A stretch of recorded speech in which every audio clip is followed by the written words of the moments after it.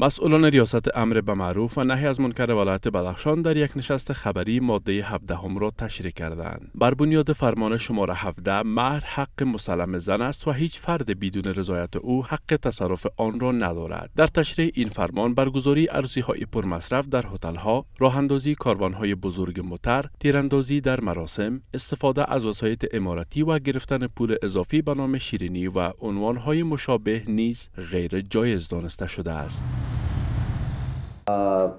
در ارتباط با رواج‌هایی که در عروسی‌ها هست، فرمان شماره 17 مطالعه شود، کاملا رواج‌های نادرست ممنوع قرار گرفته و بعد از این اجتناب شود و رواج‌هایی که در مصیبت‌ها هست در فرمان آمده کاملا ممنوع قرار گرفته، بعد از او هم پرهیز شود.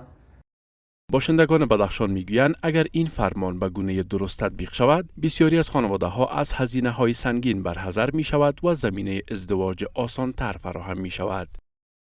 کسانی که حج می رفتن و می آمدن مصارف بسیار گزاف انجام می دادن، در این مورد بود که واقعا اگر این تطبیق شود در جامعه بسیار مفید است برای مردمان.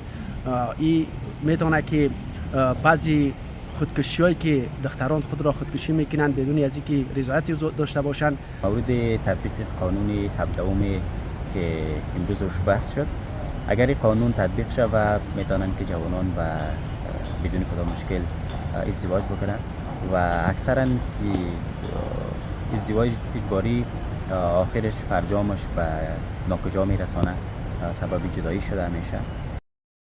این در حال است که در سالهای پسین افزایش هزینه‌های عروسی و رسم‌های ناپسند فشار اقتصادی زیادی بر خانواده‌ها وارد کرده و شماری از جوانان را با دشواری در امر ازدواج روبرو کرده است.